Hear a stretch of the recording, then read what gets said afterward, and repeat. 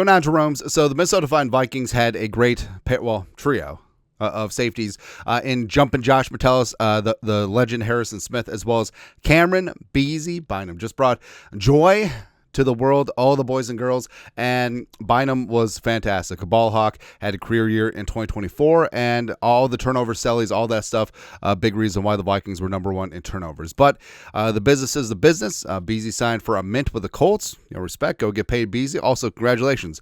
First-time father with his lovely wife. It's fantastic. But the Vikings, the train rolls on down the line. Enter one Theo Jackson, the pride of Rocky Top, Tennessee. Woo! Right. So the Vikings, and again, this is one of the more under-the-radar signings. So they signed Theo Jackson to a 2-year, $12.615 million extension through 2027. And a lot of people are like, oh, well, the Vikings need to sign a safety to replace Camryn Bynum. Oh, should they be on Justin Simmons? Oh, should they be on Javon Holland? They literally signed a safety, and they trust him. And they're rolling forward with Theo Jackson.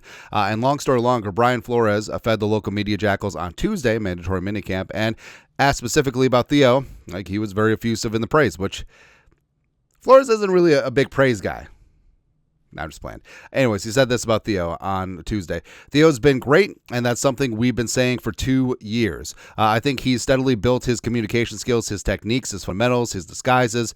I assume that's on the field, not like he's a spy or anything. His playmaking ability, he's one of the hardest workers we have. And that says a lot, considering some of the hard workers in that locker room, man.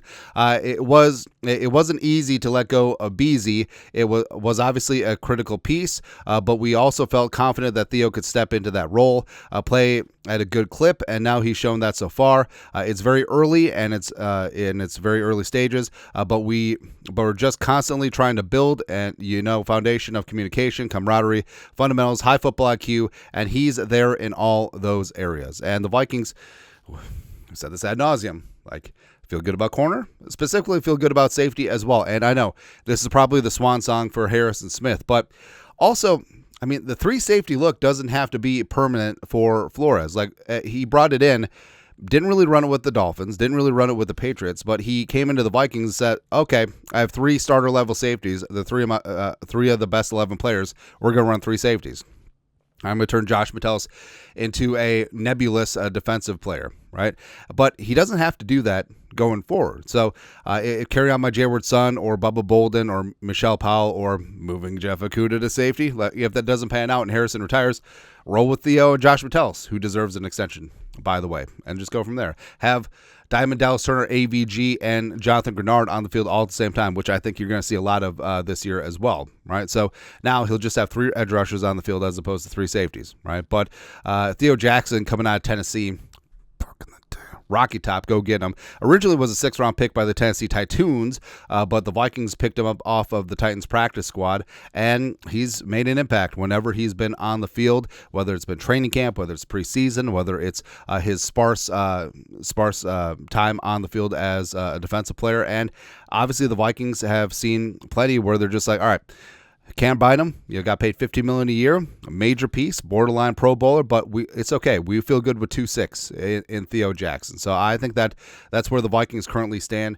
with Theo. And plus, the Vikings have had a long history of UDF or low draft or UDFA safeties rising on up and being that dude. Robert Griffith was a UDFA out of San Diego State. Hussein Abdullah was a UDFA out of Washington State back in the day. I always loved Abdullah. Sendejo was a UDFA out of Rice, so I automatically like him. And bounced around. He played the UFL for Denny Green. Sacramento Mountain Lions, baby. Let's go. Anthony Harris was a UDFA out of Virginia. Who's? Patel, 6th-round pick out of Michigan. Beasley was a 4th-round corner out of Cal. And Theo was a 6th-round pick out of Tennessee by another team, right? So I honestly could see Theo Jackson rounding out into a very solid starter. I think the Vikings got him at a very cheap deal, just over $6 million per on the extension. And the faith, it's been there from the coaches. The way that Harrison Smith, Josh Metellus, who apparently Flores calls him Tully, which, I don't know, I was thinking of the Sesame Street character, but they've talked about how Theo Jackson is an impact player and would be a starter on most teams, and now he's a starter on this team. All right, so, again, Kind of stinks losing Beasley, but Theo Jackson has a chance to flex and be his own dude. And Flores got that stamp of approval. We're good to go. But your thoughts are thoughts. Flores hypes up Theo Jackson. Ooh.